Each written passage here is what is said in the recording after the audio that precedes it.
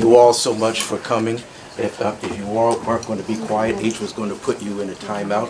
Charlene, many years tried to put me in a timeout, but it never worked. But thank you all so much for coming.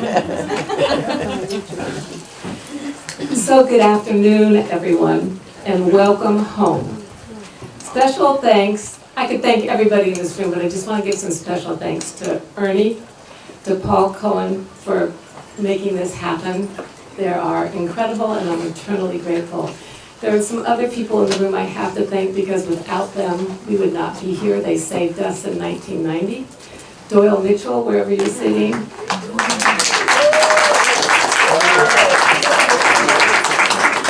Billy Jarvis. Paul Cohen.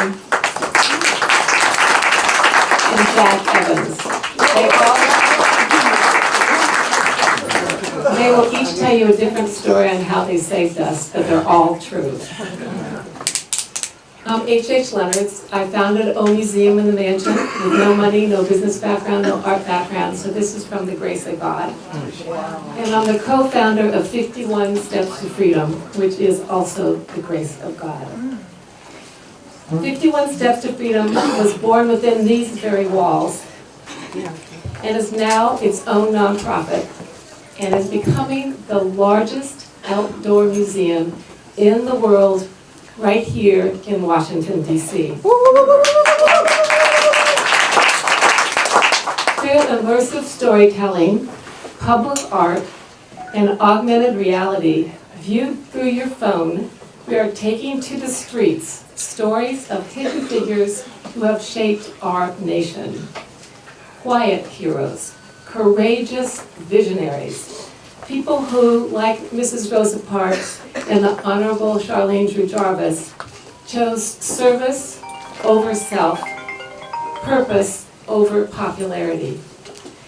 The chair of 51 Steps, of course, is sitting right here and we're honoring her today. The daughter of a quiet genius whose scientific breakthroughs changed the world. You can see Dr. Jarvis and Dr. Drew's activation in 4 places in Washington. We launched them today. The childhood home of Dr. Drew, which is on 21st and H Street. Charlene's childhood home in Detroit. The American Red Cross Museum on 17th Street, and the Red Cross headquarters in Foggy Bottom. Before we go any further, I want to share a sneak peek from the Dr. Drew's stop on the 51-Step Trail, launching today. You can go to 51stepstofreedom.org to get a free ticket and download that free app. You're standing where the childhood home once was, of a boy who would one day change the way the world saves lives. His name was Charles Drew, or Charlie as he was called, even as an adult. Born in D.C. in 1904 as the oldest of 5 children, he was raised in a home that emphasized academic achievement, church membership, civic knowledge, and personal responsibility. Fast on the football field and focused in the classroom, he earned All-American honors at Amherst College while tutoring teammates in biology. After earning his medical degree from McGill University in Canada, he became the first African-American to receive a Doctor of Medical Science degree from Columbia University. When World War II broke out, Dr. Drew was asked to solve a life-or-death problem: how to store and ship blood safely across oceans and battlefields. He led the Blood for Britain program and developed breakthrough methods for refrigerating and preserving blood plasma. His innovative work became the foundation of the American Red Cross Blood Bank. He spoke out against the segregation of blood by race, calling the practice unsupported by science, saying, "On the battlefields, nobody is very interested in where the plasma comes from when they are hurt." Once the blood banks were up and running, with his methods firmly in place, Dr. Drew returned to his full-time work teaching future doctors as chair of surgery at Howard University Medical School and treating patients as a surgeon at Freedman's Hospital. During segregation, no hotels on the way to the South welcomed African Americans. Dr. Drew was traveling to a conference in Tuskegee, Alabama, and was scheduled to speak there. On April 1st, 1950, he fell asleep at the wheel near Burlington, North Carolina. He died from his injuries at just 46. But the systems he built and the courage he showed still saved lives all around the world. Learn from Charlene Drew Jarvis, daughter of Charles Drew and longtime public figure of DC, by tapping on the buttons around her. Our family was really the African American community because we grew up in a segregated society. I went to segregated schools until the Supreme Court decision in 1954. I would have gone to the elite academic school, Dunbar High School, but instead I went to the school in my community, which was Roosevelt High School. When we went to the integrated high schools, the expectation for achievement of African American students was low. And yet, Dr. Drew said, excellence of performance will overcome any artificial barriers created by man, and that's what we learned in our organic family. Wow.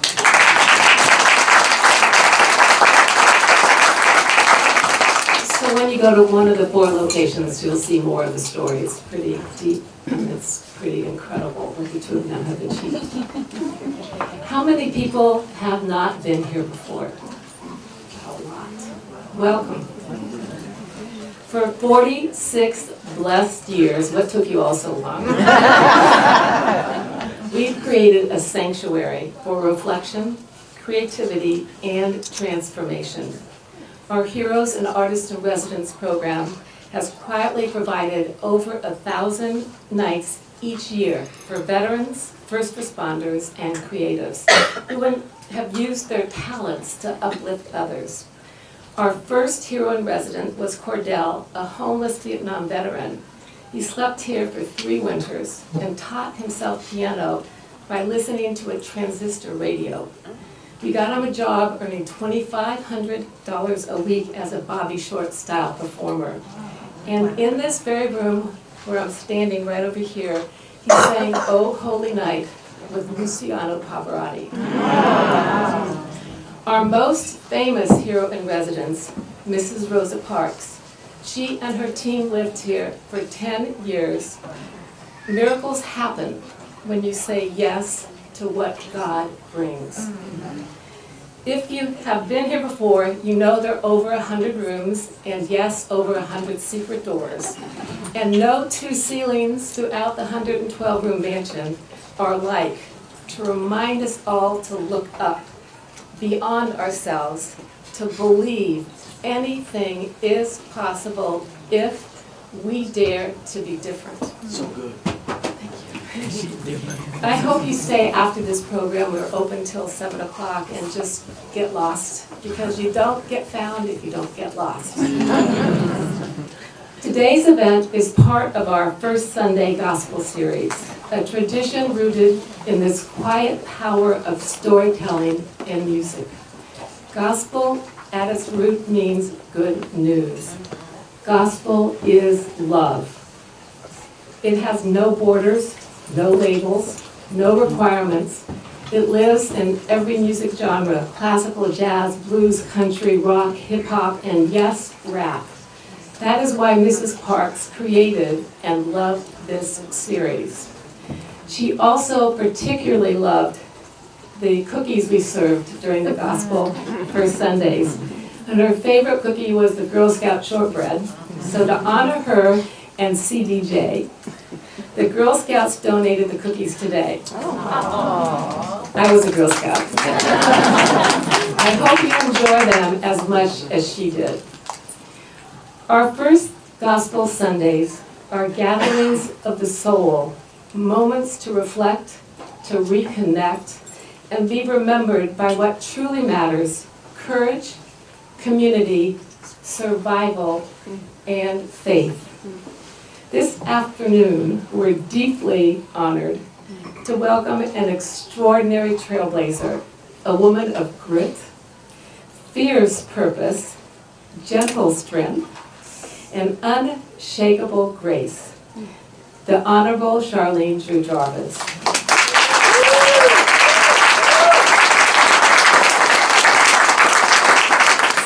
TJ, your life is a living sermon, a story of dignity, discipline, and unwavering service. You have led across generations, not only with your work, but with your love. And like Mrs. Parks, you have done it quietly, consistently, and without seeking applause. So let's give her.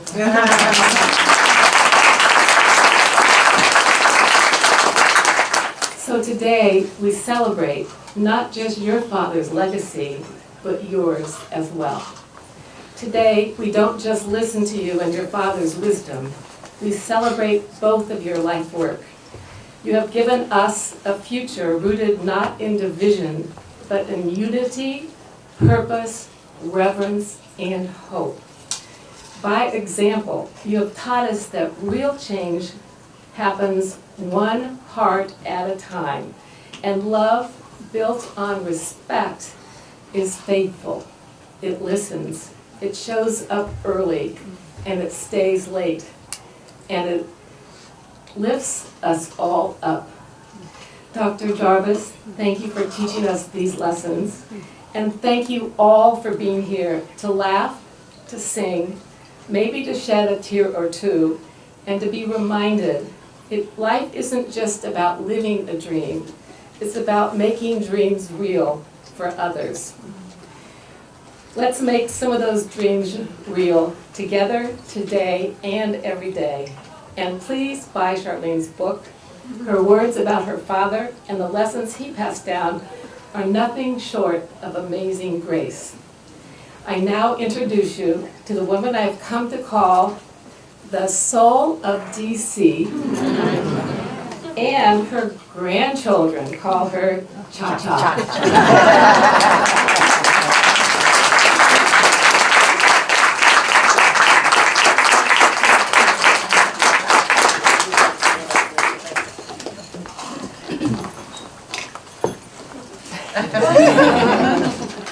Those are very high words, very meaningful words from a woman herself who has contributed so much.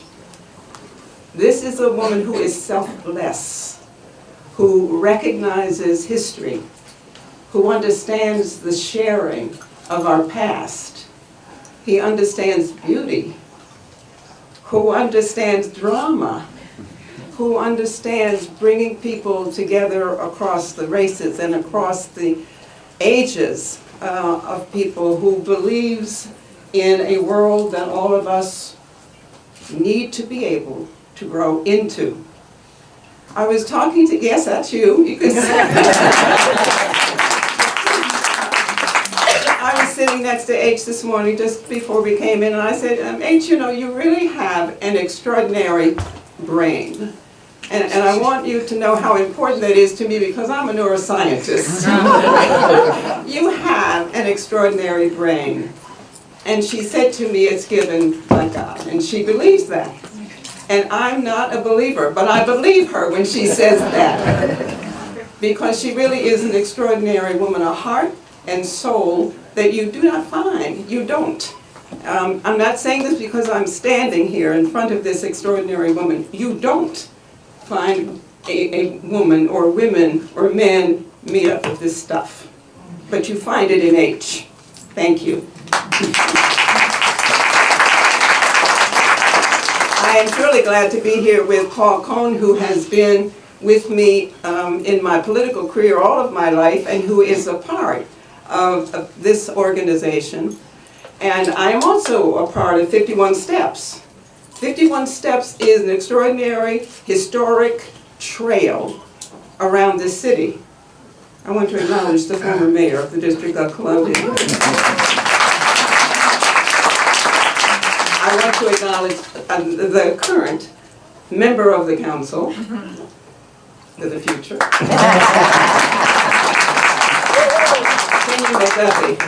I want to acknowledge the Right Reverend Medical Dr. Mitchell. Dr. Mitchell, thank you for being here. Reverend, I said, because you know you're saving lives. People ask God to save lives. You do that too. I'm delighted to be here today. I want to thank my family. I want to thank my son for bringing us together today. It was a labor of love. It was 2 weeks. Then he got this together, and I'm grateful that all of you are here. I'm grateful that my grandson Jake is here, and that Kristen Jarvis, my daughter, is here with Sean, and with Mason, and with Collins. Kristen is the son of Ernie Jarvis, my former husband. I claim him because I claim her.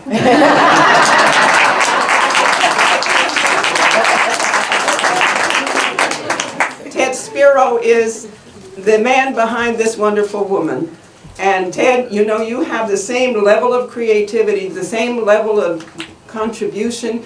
You match perfectly. You know what a perfect match is? This is a perfect match.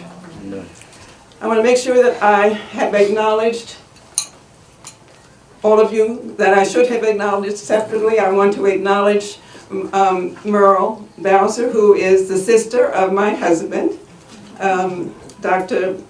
DeMaurice Bucky Moses, who couldn't be here today because of his illness, but he has contributed mightily to my understanding of the contributions of Dr. Drew from a medical perspective, Billy. And this morning, he contributed even greater to my understanding when he talked about my father's work I'll remember in a minute.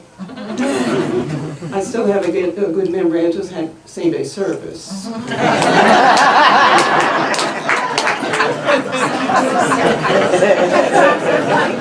I didn't write that part of it down. Anyway, it'll come to me. And these are my notes. And I want to make sure that I acknowledge the people who are in my notes. I want to acknowledge my sisters. My sister, Bibi, who is named for a blood bank. She was named by the nurses at Columbia Presbyterian Hospital, where my father was doing his work and where she was born.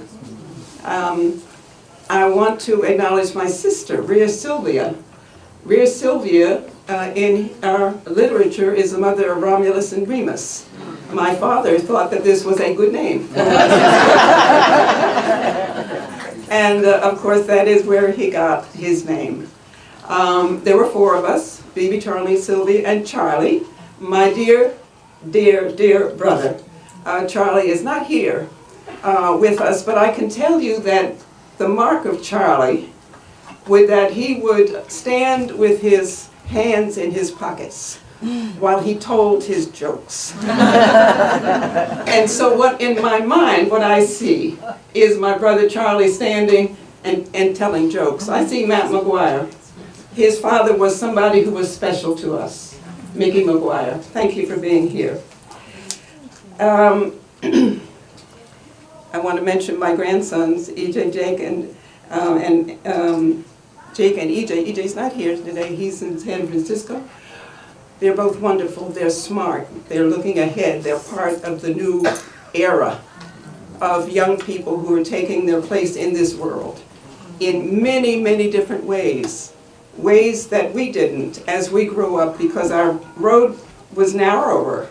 Their road is not narrow. These young people can go wherever their hearts take them. And so that's what's going on with them, and that's true of Chris, and that's true of Sean as well. Dr. Mitchell, I'm going to make sure that I acknowledge you. Let me say it again.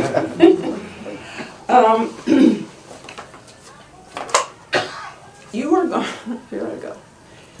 are going to be hearing this morning from my 8-year-old self. So I want you to know that. I was 8 when my dad died. And the memories that I have are wonderful memories. And what he taught me in that period of time was extraordinary. And my father was a disciplinarian. Whoa, was he a disciplinarian? So some of the best memories I have of him, or at least memories, not always good. We lived on the campus at Howard University. I had cut my foot, and my mother had me in a little red wagon, and my foot was bleeding rather profusely.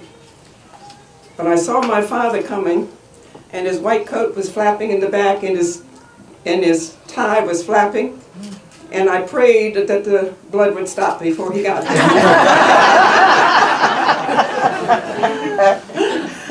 My father was a swimmer. He was an extraordinary swimmer, and I, my husband is an extraordinary swimmer too. And so I think of both of them in the same way. My husband is an intellect like my dad, and that comparison is true. That comparison is true in terms of their intellectual prowess. So I talked to him this morning about some good memories that I might not have known about. And he told me about something about the military. And here again, I'm going to try to remember what he told me this morning about the military. Because my father's work was so important during the Second World War. In El Alamein, a country which is near Libya, there was great fighting there. And the German troop, we were fighting, the Germans and the British were fighting. The British had blood plasma. The British had blood plasma because the Blood for Britain project was the project that my father started initially. So that connection with Britain was very, very important. So the British soldiers had blood plasma. The German soldiers had none. That El Alamein battle was fought because our soldiers had plasma and the German soldiers did not. So when we think about the contribution in the military, it was really quite an extraordinary contribution. And that's the kind of thing that he talks about all of the time, the memories that he has, that he shares because he remembers my father's reputation when he was in medical school. So this is what we have at our dinner table all of the time. My mother was a saint. When my dad died, there were 4 children, Bibi, Charlie, and Sylvia, Charlie. My brother Charlie was 3, Sylvia was 5. I was 8, and my sister Bibi was 9. So that's a lot for a mom to take on. My mother, I said, was a saint, but she was also a smart one because she had 2 master's degrees before she was married. She and my father met. She was teaching at Spelman. My father had come to Georgia in order to go to a meeting in Atlanta with Mercer Cook. And many of you might know Mercer Cook's family, or Mercer Kip. And so they went and came back. My father got struck and came back. And for those of you who went to Spelman, or knew people who did, there was a Bessie Strong cottage. Do you remember that? Okay. And so that's where my mother was. But he came back at 11 o'clock at night, and the person who answered the door said he couldn't be admitted. And he said he would be, so he pushed. And he went and he found my mother. And very shortly thereafter, they were married, but my mother, one of the things he said to her was that it was time for him to raise a family. And my mother said, well, maybe it's not a wife you need.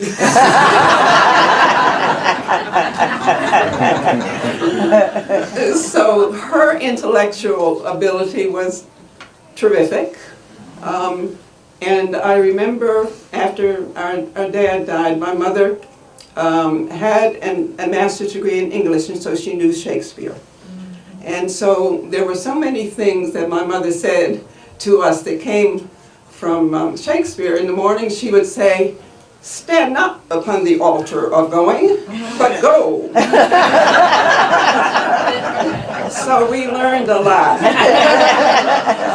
from her, because she was quite an intellectual being. She did an extraordinary job raising 4 children. Bibi, Charlie, Sylvia, and Charlie. My sister Bibi is in San Diego with her husband Klein. Sylvia is in Los Angeles with her family. Bibi, Charlie, Sylvia, and Charlie. Okay, Charlie, we lost, right? But we have a lot of Drews. And one of them is Kathy Drew.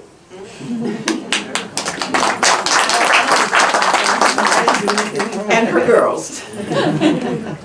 Kathy is really keeping the history of the Drew family, because my father's family was Joe, her grandfather, Charlie, Nora, Eva,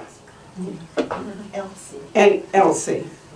Elsie, we believe, is the reason that my dad went into medicine, because she died early. I think tuberculosis. Influenza/tuberculosis. We're not clear? During the Spanish flu pandemic.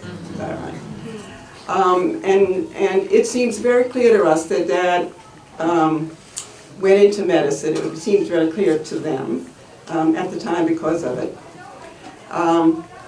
My Aunt Eva came to Arlington to live about 10 years ago, 15 years ago or so, and I was so glad because she brought memories with her. So I said, you know, Aunt Eva, my dad was 8 when I died. I don't know as much about him as you knew because you grew up with him. And could you just take this black notebook? You remember the black notebooks we had that were white and black on the front? I said, could you just take this black notebook and fill it up with memories? And I'm suggesting that to you. For your parents, your grandparents, get a book. Say, Mom, write it down, right? Tell me about my grandparents, tell me about where they were born, tell me what their hopes and dreams were. Put that all in a notebook. Because that notebook is not just for me. That notebook is for my family. That notebook is for my grandson. To know what was going on at the time. And Aunt Eva was, she was fun-loving and funny and wonderful. So those stories, many of them made their way into the book. And she tells the story, for example, of the time that my father and his friend were near the streetcar. We had streetcars at the time. None of you can remember that. We had streetcars. But they thought it would be fun to see what happened if you put a tin can on the rail of the streetcar. And what happened, of course, was that the electrical activity went all the way down the tracks and made a loud boom. And they ran faster than that. And when they got home to Arlington, their mother said, "What did you do?" So those are stories that Aunt Eva told, and those are stories that are in this book, and you will pick up some of that when you read. In my 3rd floor, I had reams of information about my dad. I said, I'm going to write a book. Sharon's going to write a book eventually, right? And when I got to be of age, I thought, well, I'm not going to write this book. Let's see what's going to happen. I have the material, and I got a call from Dr. Craig Miller. Dr. Craig Miller is a cardiac surgeon. He had just written a book about Dr. DeBakey, whose reputation in cardiac surgery is long and wide, Billy, right? And so I read the book, or at least I read enough about the book to know how he wrote. And I said, why, this is kind of God sent. Sometimes it happens. And so he came and he looked at all that information and he wrote down what he found in all of those papers in my house. Preserve your family's papers, right? Make sure you got a good, safe place for your family's papers.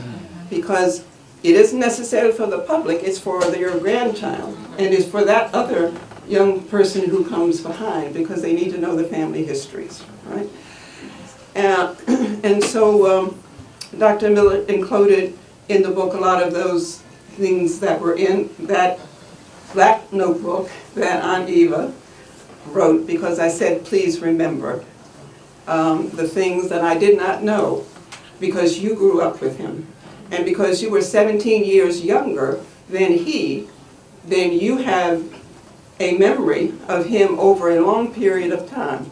So I want to understand it, and that's why, that's how this book came to be. The information was shared, and Dr. Miller wrote this book in a very short period of time. He's a wonderful, wonderful writer as well as a cardiac surgeon. And we were able to find lots of pictures. We were able to find pictures from Howard University, from McGill, from Columbia, because my father was at all of those places in his career. And so again, be friendly with your local librarian. So this is a wonderful day for me, to have you here, because all of you I know, and you know my son, and you know our family. And so I'm standing here talking to people whom I know, and people who have known the history, and people who have in their families, people who are highly competent, and who have made tremendous contributions themselves, and they've done it generationally. So I'm talking to my peeps.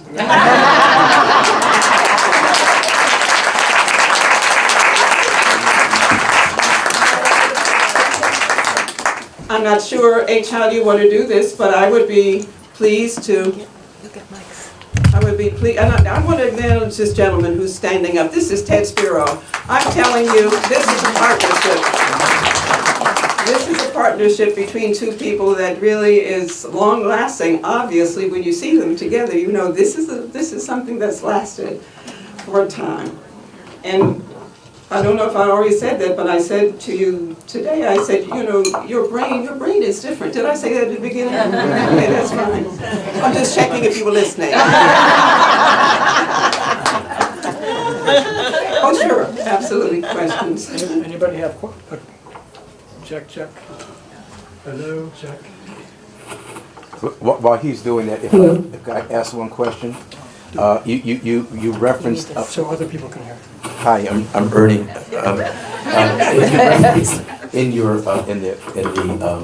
In the video, your father's quote, "excellence of performance." Can you repeat that again?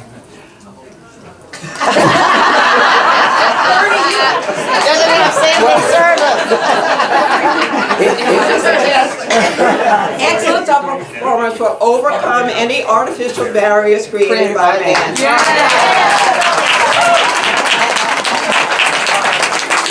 And you were at Oberlin, and you were at Roosevelt, and you were at NIH, and then in the council, and then the president of Southeastern University.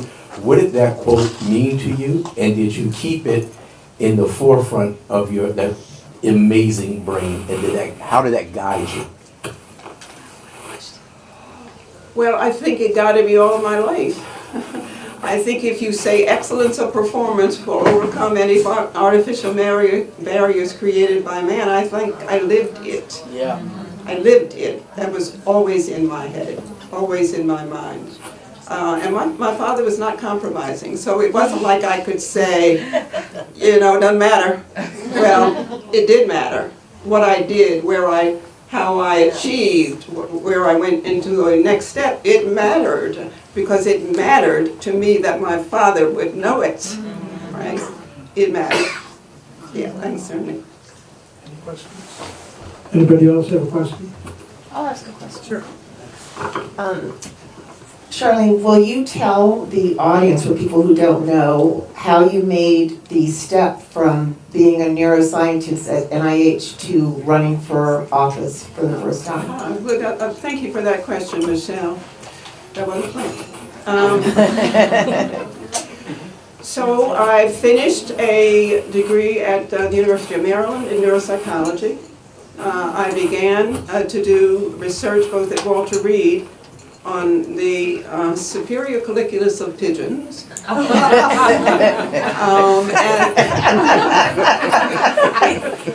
Because I was interested in the visual system, and the superior colliculus is midbrain visual system. So if you want to know how pigeons know where the noise is, you're going to go to the midbrain, and you're going to look at the superior or inferior colliculi, depending whether it's vision or touch, or vision or whatever the other sensory system is. And then so that was Walter Reed. And then I went to the laboratory of Dr. Mortimer Mishkin. That was at NIH, and Dr. Mishkin was studying the visual system of monkeys, rhesus monkeys. And he was also interested in the visual system, and so what I learned from him when we did these studies was how to do the removal of parts of the brain after a monkey has learned an activity. For example, the monkey is sitting, he's rewarded by water. He has 3 circles, 2 of which are red and the other one is green, and his job is to pick the green one. And then the part of the brain that affects that is removed or altered. He's put back, and then you want to know, can you do visual discrimination anymore? That was what I did at NIH with rhesus monkeys. No, that was with pigeons. And then I went to Dr. Mishkin. Dr. Mishkin was working in a part of the brain which is called the inferior temporal cortex.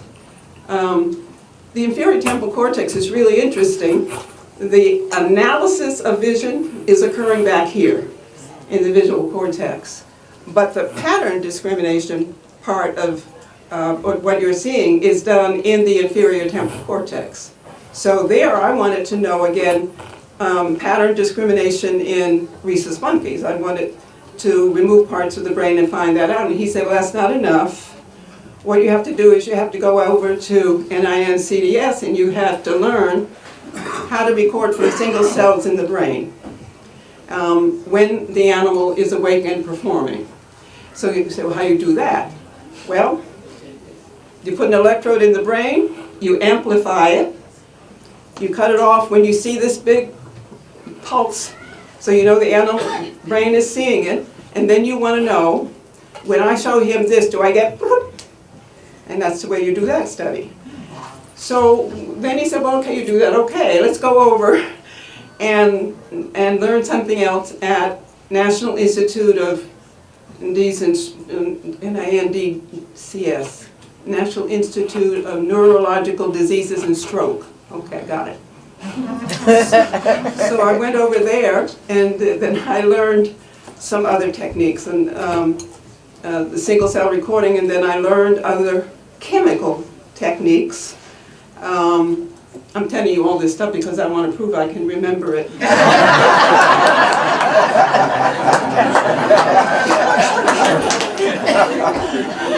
So if you do 2-deoxyglucose staining, you can trace a pathway through the brain. So that's what I learned to do.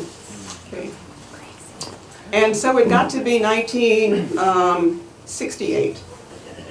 And I'm going from my house in Washington to Bethesda, and Dr. King is killed, is assassinated.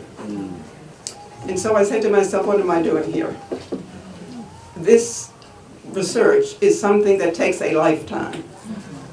We're talking about a city that has been decimated by riot after the assassination of a man who has made an indelible impression on the whole world,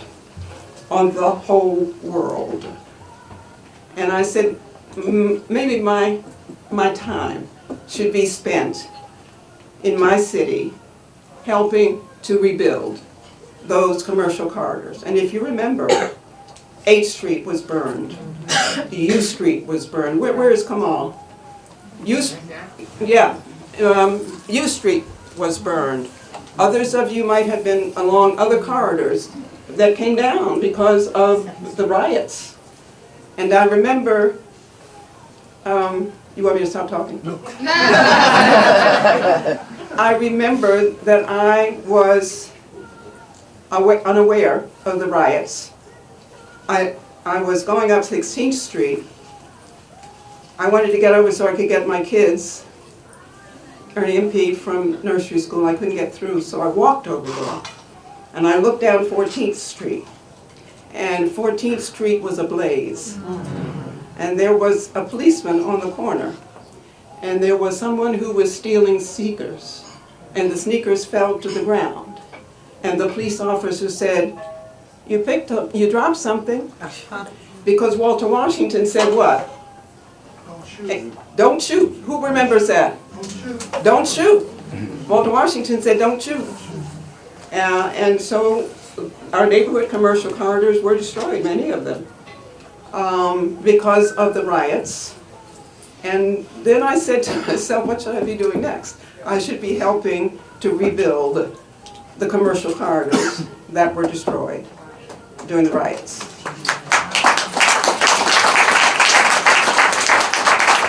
And that's what Sharon Pratt continued to do when she came into public office. That now is what Kenan is doing. He's the chair of the business committee. I was chair of the business committee. So you understand that there is a lineage here of people who cared about the city and about how to rebuild the city and how to strengthen the city, how to strengthen the medical apparatus in the city. So that's where excellence of performance has taken me. I want to say to you, I've lost my Peter. All of you knew Pete. My heart. Peter was the softest teddy bear. Yeah. Am I right? Yeah. And so we move on. But I also have 2 wonderful grandchildren. I have another slew of grandpeople right there, Mason and Collins, and those are connected to my former husband, Ernie, whom I revere, but that was a young marriage.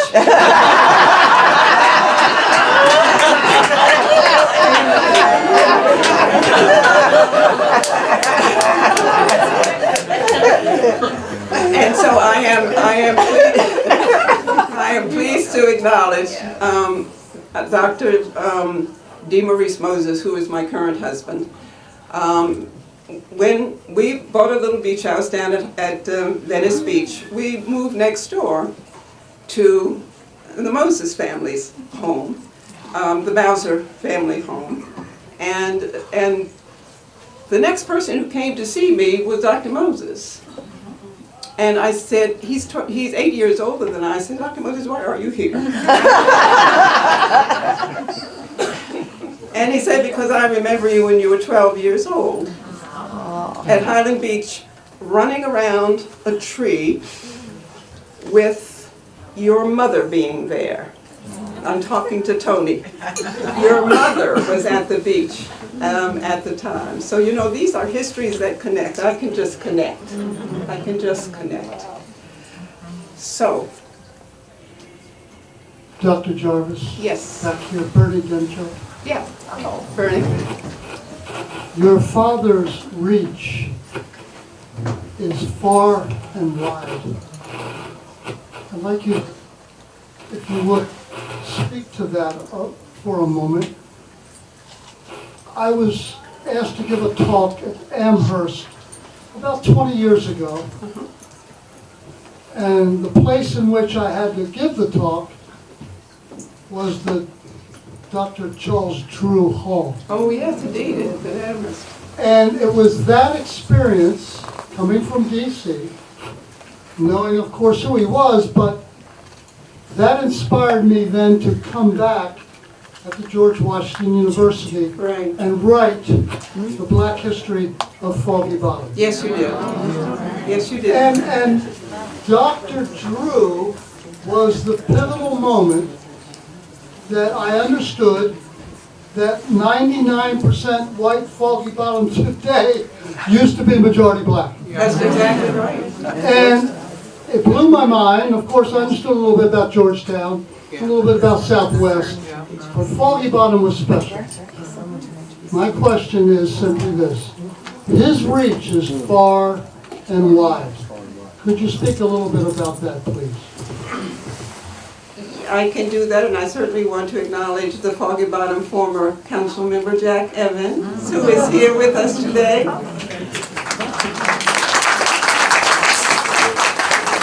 Thank you, Bernard. Foggy Bottom was where my father learned to swim in the Potomac River. His father taught him to swim in the Potomac River. It is where they lived. They lived on L Street, I think 21st and L Street in Foggy Bottom.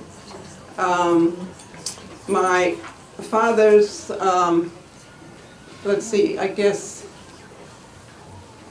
mother. Okay, so this story is that when Teddy Roosevelt was riding from Foggy Bottom to the White House, Teddy Roosevelt used to come by, and my grandmother, great-grandmother, would be standing there, you know, tending the lawn or doing something, and he would tip his hat and say, call her by the name, which I also will remember in a minute, and tip his hat to her in the morning. That was a neighborhood. It was called Foggy Bottom. And it is where a lot of African-American families lived. My dad went to Stevens School, which is in Foggy Bottom, and he went then to Delray High School. And then he went to Amherst College, and then he went to medical school, McGill, in Canada. And the ironic thing was that he applied to medical school at Howard, but he lacked a credit in English.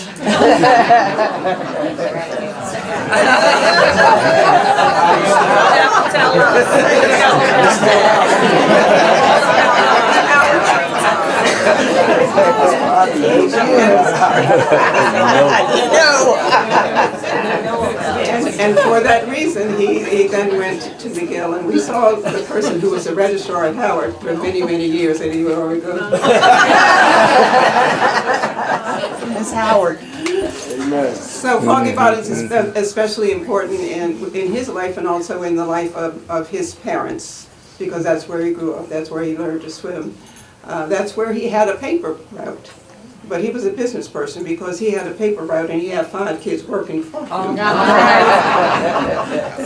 So he had a little entrepreneurship with him too. Any other questions? Yes, Ellen. Charlene, do you remember the Red Cross story about your father's picture down there? I'm not sure that I remember the Red Cross story about the picture, but I will tell you the story about the Red Cross. Okay, you tell me the story about the Red Cross, and I'll tell you the story about the picture. Yeah, because the picture was done a few years ago. My father's work led to the establishment of the American Red Cross. And that was critically important because we were in war. It was the first time that plasma, it wasn't the first time that plasma was taken from the blood. It was the first time that plasma was used, dried, and reconstituted on the battlefield. So you wonder, how did they take this to the battlefield? Our whole red blood, they took plasma, they dried it, they reconstituted it at the battlefield. And that's really what was able to save many of those lives. The story that Bucky told me this morning, did I tell the story already? No. Was this, that in the El Alamein combat, does anybody know the story of the El Alamein? No, you told that one, but I thought you were going to tell the one that he said there's, in the segregation of blood, there's no scientific reason. Oh. Yeah. Okay. he was telling me that story about the El Alamein, because I don't know military history, but he does, so it's really interesting. I don't even know how to spell Alamein, so I went to it this morning to see that it was a significant battle in the war. What'd you say? I was to say. There was no scientific reason why blood yes. should be separated Yes. only by. Right. It's a very important point, Adrian, because for many years there was no transfer of blood between people of different races.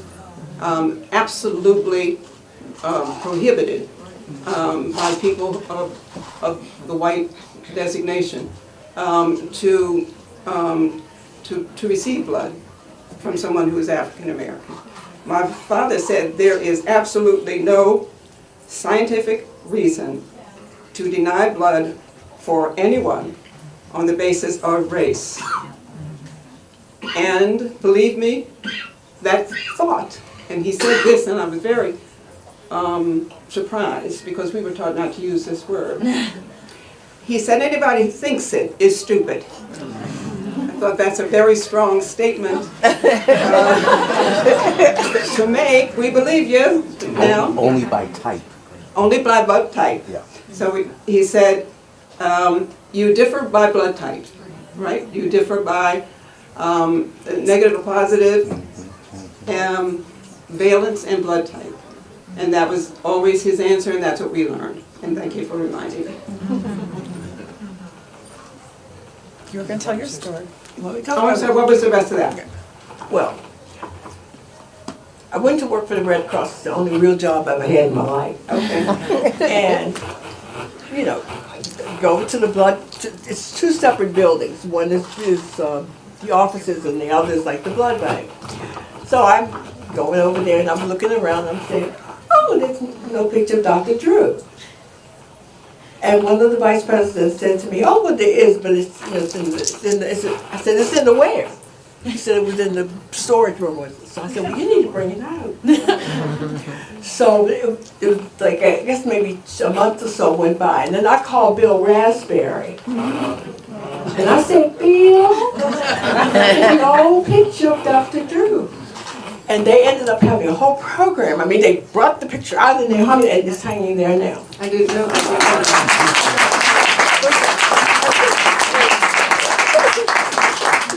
Thank you for that. Any other questions? Comments, jokes, anything? Let me answer a question you haven't asked yet. My father did not die on the highway because he was denied admission to an all-white hospital. He died because he was severely injured. He died because he was the one driving at 5 o'clock in the morning. The very heavy Buick Roadster. He was driving, turned the wheel too sharply to the left. The car rolled over his body. He was not able to survive. He was treated by the brothers Coronado. They knew it. My mother has talked to them. We all understood what had happened, but there was a myth that was created because there was another African-American male who was injured on the same highway and who was denied admission to an all-white hospital and as a result died. And so those stories got confused, and one of our more illustrious national members of the political establishment said, well, I'm going to continue to tell it anyway. And I said, you can't do that.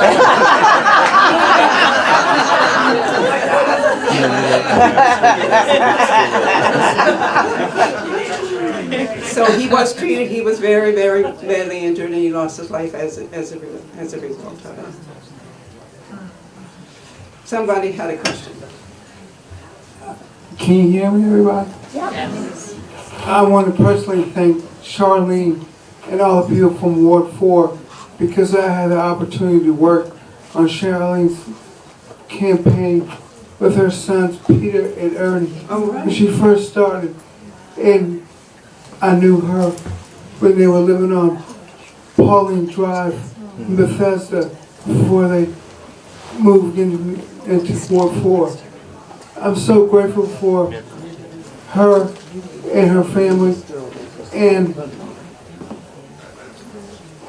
her father is one of the greatest men of Omega Psi-Phi.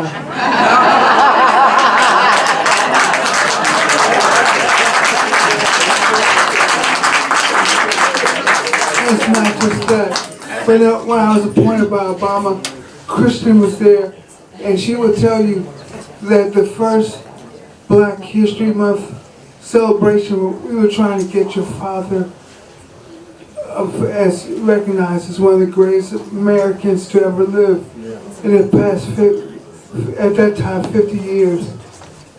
But I probably wouldn't be here if it wasn't for the medical technology that your father founded and everything. Because I've had a couple strokes and I had a triple bypass.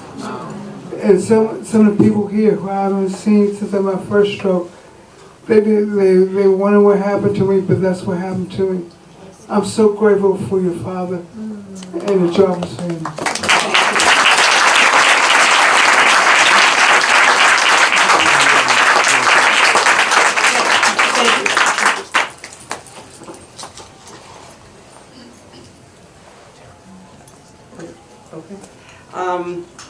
Thank you for that comment. I do want to acknowledge Dr. Terry Fulham. Where is Dr. Fulham? Who is the current chair of the Department of Surgery at Howard University.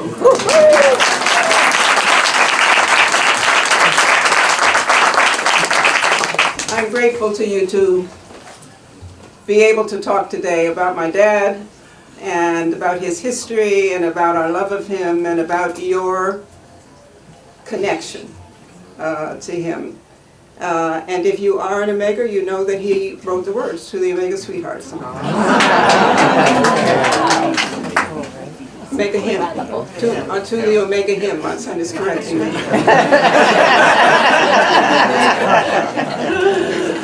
Oh, which begins Omega Dear. You know that very well. I'm grateful to you, H. I'm grateful to you, Ted. Paul, I am grateful to you for all of the work which you have done today, but always in my campaigns. Jack Evans and Paul have been stalwarts. I continue to commune with them a great deal about what's going on. I'm interested a great deal in what's going on. Can you make a fee? And I'm grateful for the chance to see another generation and to talk to another generation and to have them understand how important what my father said was excellence of performance will overcome any artificial barriers created by men. Thank you.